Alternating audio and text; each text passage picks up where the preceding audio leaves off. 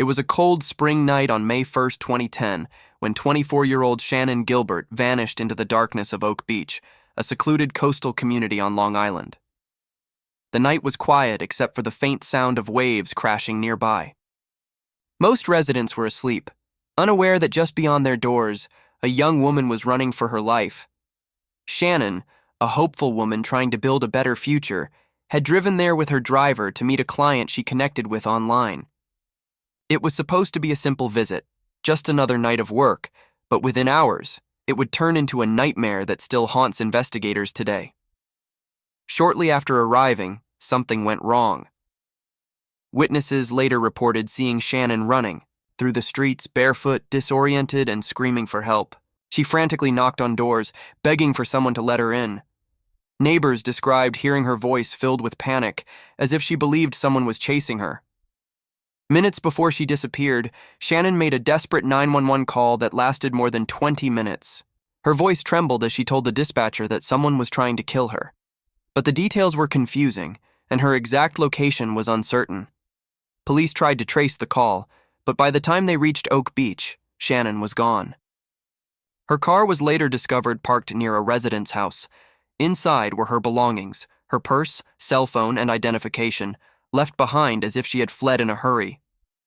Her driver told investigators that Shannan had started acting strangely. That night, paranoid and fearful, before bolting out of the car and vanishing into the darkness. The marshland behind Oak Beach was dense and difficult to navigate, a maze of mud and tall grass that could easily trap anyone who wandered too deep.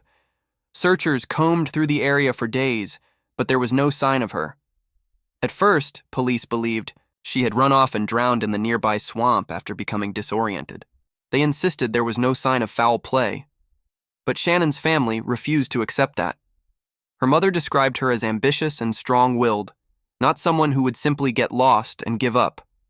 The more they searched, the more questions appeared. Why had she been so terrified that night? Who was she running from? And why did the 911 call last so long without clear resolution? Weeks turned into months with no answers. The search slowed, and officials began to move on to other cases. But Shannan's family didn't stop. They put up flyers, organized community searches, and pressured the police to keep investigating. Oak Beach residents tried to return to their peaceful lives, yet whispers of that night lingered. Everyone had a theory, and no one felt entirely safe anymore. Then, in a twist no one could have predicted, the search for Shannan would soon uncover something far darker than anyone imagined. Her disappearance was not just a single tragedy, it was the beginning of one of the most chilling murder investigations in American history. Months after Shannan Gilbert's disappearance, the investigation into her case had grown cold. The police had scaled back their search, and the marshes of Oak Beach lay silent once more. But in December 2010, everything changed. A police officer, named John Malia, and his cadaver dog were conducting a routine training exercise along Ocean Parkway, only a few miles from where Shannan was last seen. The dog suddenly became alert and began barking wildly near a patch of thick brush. Malia pushed through the dense growth, and what he found would change the course of the investigation forever. Hidden beneath the brambles was a set of human remains wrapped in burlap. It was clear that whoever left the body there didn't want it to be found.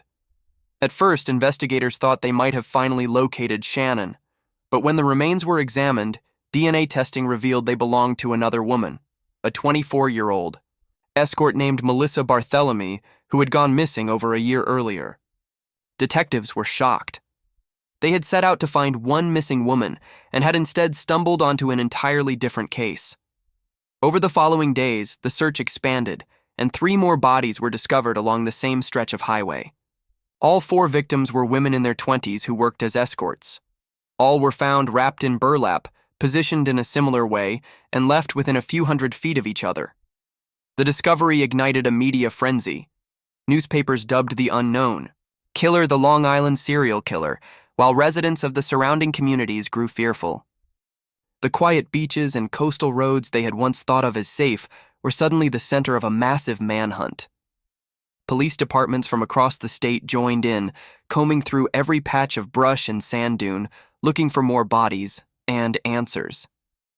As investigators pieced together the details, a pattern began to form. The victims had each advertised their services online. Their disappearances were spread out over several years, but connected by similar circumstances. Phone records showed that some of them had communicated with the same burner phones before they vanished. Whoever was behind these killings was methodical, careful, and experienced. The use of burlap suggested a calculated attempt to conceal the bodies, and the proximity of the burial sites pointed to someone familiar with the area. Meanwhile, Shannan Gilbert's family watched in horror as the search for her uncovered what appeared to be the work of a serial killer. But even as police found body after body, none of them were Shannan's.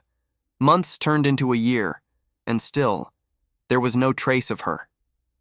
Investigators began to question whether her disappearance was connected to the Gilgo Beach victims at all, or if it was an unrelated tragedy that had accidentally led them to the killer's dumping ground. The discovery that December changed everything. What began as a missing person case had spiraled into a nightmare of serial murders stretching back years. The quiet beaches of Long Island were no longer just a place of sand and sea. They had become a graveyard, and somewhere out there, the person responsible was still watching, still hunting, and still waiting to be found. As investigators delved deeper into the Gilgo Beach case, a disturbing web of secrets began to unfold. Each new piece of evidence painted a picture of a killer who was organized, intelligent, and familiar with the lives of his victims. Detectives combed through thousands of phone records, tracing calls made to the missing women in their final hours. Again and again, the same pattern appeared. A series of short calls made from burner phones, always near the same area, always ending just before the women disappeared. Whoever this killer was, he knew how to stay hidden. He left no fingerprints, no DNA, and no obvious witnesses. It was as if he had vanished into thin air, leaving behind only the evidence he wanted investigators to find. The search for answers drew attention to Oak Beach, the place where Shannan Gilbert had last been seen alive. The community, once peaceful and quiet, now sat under a cloud of suspicion. Residents were questioned one by one, their statements carefully compared. Some had seen Shannan running in the early hours of the morning, screaming and pounding on doors. Others recalled seeing strange vehicles parked along the road or hearing dogs barking late into the night. But every version of the story seemed to contradict another.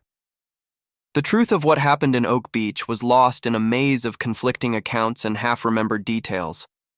Among the residents were a few names that kept resurfacing. A retired doctor who had made the 911 call about Shannan's disappearance, a neighbor who had spoken with her that night, and several others whose stories never quite matched. Investigators began to wonder if someone in the community knew more than they were admitting. Despite the growing tension, there was still no solid evidence linking any resident to the murders or to Shannan's fate. The neighborhood became a mix of fear and paranoia, with everyone suspecting someone else. As the investigation widened, police found that many of the victims had shared similar lifestyles. They had all been young women seeking fast money through escort services, often struggling with financial hardship or personal troubles. Their vulnerability made them easy targets for a predator who knew how to exploit trust and anonymity. The killer's ability to contact them online and lure them to isolated locations without raising suspicion showed a disturbing level of planning. He seemed to choose victims who lived on society's edge, people who could vanish without immediate notice. Meanwhile, Shannan's family refused to let her case be forgotten. They believed she had uncovered something that night in Oak Beach, something that made her a target. Her mother's voice grew louder in the media, demanding police release the full 911 recording. She insisted it would reveal what truly happened and possibly expose the killer himself. But authorities kept it sealed, claiming it contained sensitive information. This secrecy only fueled public speculation and mistrust. The deeper investigators went, the more tangled the story became. Every clue seemed to raise new questions instead of providing answers. Was Shannan's disappearance connected to the Gilgo Beach murders, or was it a separate tragedy that accidentally exposed a hidden killer's burial ground? The lines between coincidence and connection blurred, leaving everyone wondering whether the truth was buried somewhere in the marshes or hidden behind the closed doors of Oak Beach itself. After months of searching, investigators finally made a breakthrough in December 2011. Deep in the marshland behind Oak Beach, a police team stumbled upon a grim discovery. Hidden among the tall reeds were skeletal remains. Scattered nearby were a purse, pieces of clothing, and a cell phone, all belonging to Shannan Gilbert. Her family's worst fears had come true. 18 months after she vanished, Shannan had been found, but her body only brought more questions than answers. When investigators examined the remains, they found no clear signs of trauma, no stab wounds, no broken bones that would immediately suggest a violent attack. The official conclusion was that Shannan had likely drowned after running into the marsh while disoriented and frightened. Police theorized that she had become trapped in the thick mud and water, unable to find her way out as panic took over. They pointed to her erratic behavior on the night she disappeared as evidence that she may have been under the influence or experiencing a mental breakdown. But her family refused to believe it. They argued that Shannan was not someone who would run blindly into a swamp. To them, the drowning theory sounded like an easy way for police to close a difficult case. Her mother, Mari Gilbert, became her strongest advocate, demanding answers and accusing the authorities of ignoring foul play. The family hired a private pathologist, Dr. Michael Baden, to conduct an independent autopsy. His findings were troubling. He reported that Shannan's hyoid bone was fractured, an injury often associated with strangulation. This discovery reignited public debate and once again placed pressure on the police to reconsider their conclusions. The disagreement between investigators and Shannan's family turned the case into a battle over truth and credibility. While police continued to argue that her death was accidental, many members of the public began to suspect otherwise. They wondered if Shannan had stumbled upon the Long Island serial killer's dumping ground that night and had been silenced to keep her quiet. The location of her remains, so close to the other victims, made the coincidence difficult to ignore. As investigators revisited the scene, they noticed something strange about how her belongings were spread out.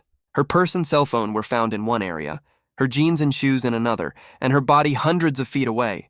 To some, this suggested she had been running through the marsh in confusion. To others, it looked staged, as if someone had deliberately scattered her things to support the idea of an accident. Despite the renewed scrutiny, the police stood by their assessment, stating there was no evidence linking Shannan to the serial killings. Yet her story had already become part of that chilling narrative.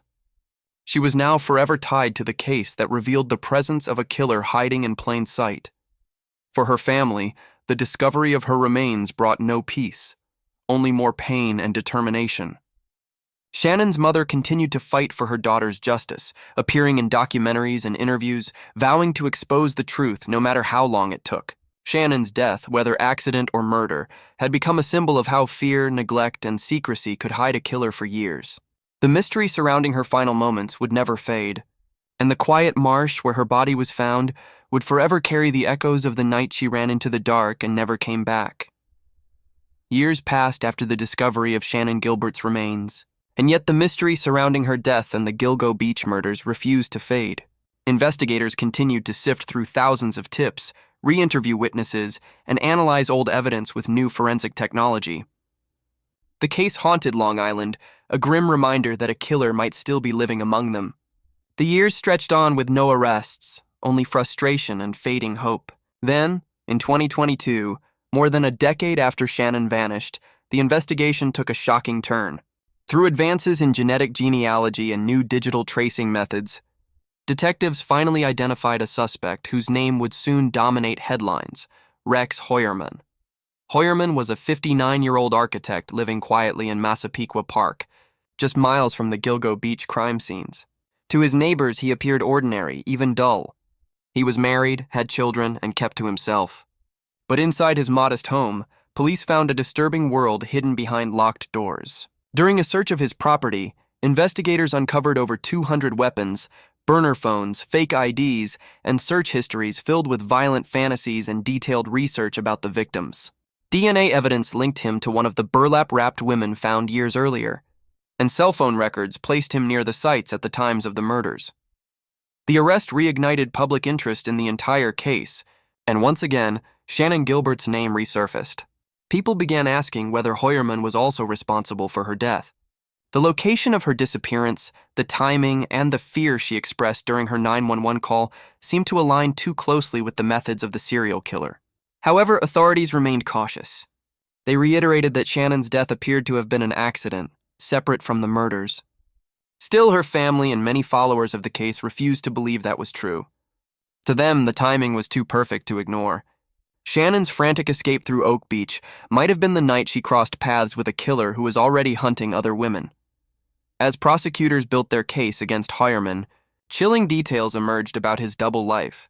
He had used multiple phones to contact sex workers, and his online searches showed a fixation with the investigation itself. He followed news articles about the Gilgo Beach murders and even looked up images of the victims after their names were made public.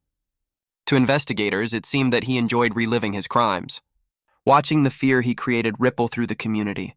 Even after his arrest, debate continued over whether Shannan had been one of his victims or the reason he was finally caught. Some theorized that her disappearance triggered the search that uncovered his dumping grounds, effectively ending his reign of terror. Others believed she was his first mistake, the one that forced him to change his methods and lie low. Regardless of the truth, Shannan's case had become the key that unlocked one of the darkest mysteries in modern American crime. Though the arrest brought relief to many, it did not end the pain. For Shannan's family, justice remained elusive. Her mother, Mari, never lived to see the case reach this point. She was tragically killed in 2016 by another of her daughters in a heartbreaking twist of fate. Yet her relentless pursuit of truth kept Shannan's name alive long enough for the world to remember her not as a forgotten victim, but as the woman whose disappearance exposed a monster hiding in plain sight. Today, the quiet roads near Gilgo Beach still carry the weight of what happened there. The marshes where Shannan ran remain unchanged, but the truth they hold has finally begun to surface. Whether her death was murder or misfortune may never be known, but one thing is certain: without Shannan Gilbert, the Long Island serial killer might never have been found, and countless other victims might still lie undiscovered in the sand.